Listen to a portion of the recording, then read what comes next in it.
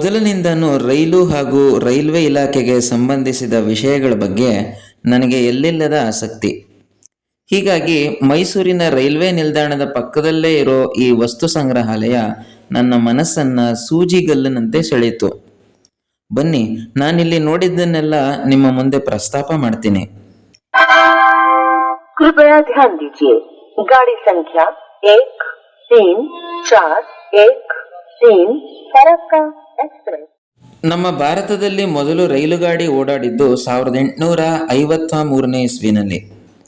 ಆಗೆಲ್ಲ ತುಂಬ ಚಿಕ್ಕದಾದಂಥ ನ್ಯಾರೋ ಗೇಜ್ಗಳಲ್ಲಿ ರೈಲುಗಳು ಓಡಾಡ್ತಿದ್ವು. ನಂತರ ಮೀಟರ್ ಗೇಜ್, ಬ್ರಾಡ್ ಗೇಜ್ಗಳು ಚಾಲ್ತಿಗೆ ಬಂದವು. ಬ್ರಿಟಿಷರ ಕಾಲದ ಉಗಿ ಬಂಡಿಗಳಿಂದ ಹಿಡಿದು ಇಂದಿನ ವಂದೇ ಭಾರತ್ನವರೆಗೆ ಸಾಕಷ್ಟು ಸುಧಾರಣೆಗಳಾಗಿವೆ.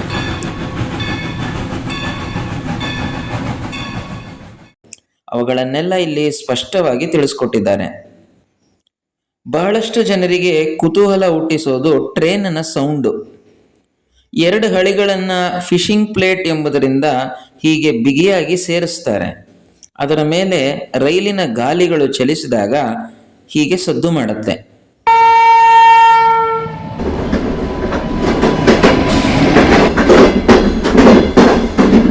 ರೈಲ್ವೆ ಸಿಗ್ನಲ್ಗಾಗಿ ಬಳಸುತ್ತಿದ್ದಂತಹ ದೀಪಗಳನ್ನು, ಸಂಪರ್ಕವನ್ನು ಸಾಧಿಸಲು ಉಪಯೋಗಿಸುತ್ತಿದ್ದಂತಹ ಸಾಧನಗಳನ್ನೆಲ್ಲ ಇಲ್ಲಿ ಸಂಗ್ರಹಿಸಿಟ್ಟಿದ್ದಾರೆ.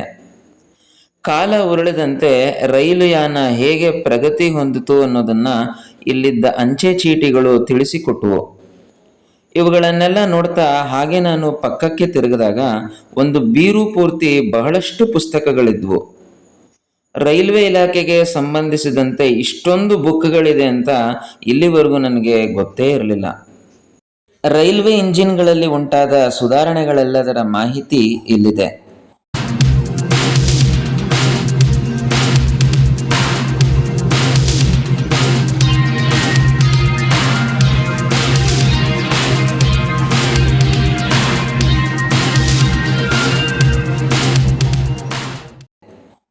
ಹಿಂದೆ ಇಂಥ ರೈಲ್ವೆ ಟಿಕೆಟ್ಗಳನ್ನು ನೋಡಿದ ನೆನಪು ನಿಮಗಿದೆಯಾ? ಅದಕ್ಕಾಗಿ ಬಳಸುತ್ತಿದ್ದಂತಹ ಮಿಷನ್ಗಳನ್ನು ಇಲ್ಲಿ ಇಟ್ಟಿದ್ದಾರೆ.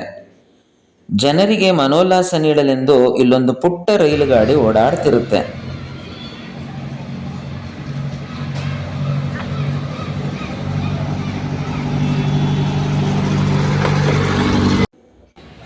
ಲೆವೆಲ್ ಕ್ರಾಸಿಂಗ್ಗಳು ಕಾರ್ಯನಿರ್ವಹಿಸೋದನ್ನು, ಇಂಜಿನ್ನ ದಿಕ್ಕನ್ನು ಬದಲಿಸಲು ಇರುವ ತಂತ್ರಜ್ಞಾನವನ್ನು ನಾವಿಲ್ಲಿ ಕಣ್ತುಂಬ ನೋಡ್ಬೋದು. ಬರೀ ನೋಡೋದು ಮಾತ್ರ ಅಲ್ಲ, ಇಲ್ಲಿರುವ ರೈಲಿನೊಳಗೆ ಹೋಗಿ ಚಾಲನೆಗೆ ಬೇಕಾಗುವ ಉಪಕರಣಗಳನ್ನೆಲ್ಲ ನಾವು ಸ್ಪರ್ಶಿಸ್ಬೋದು.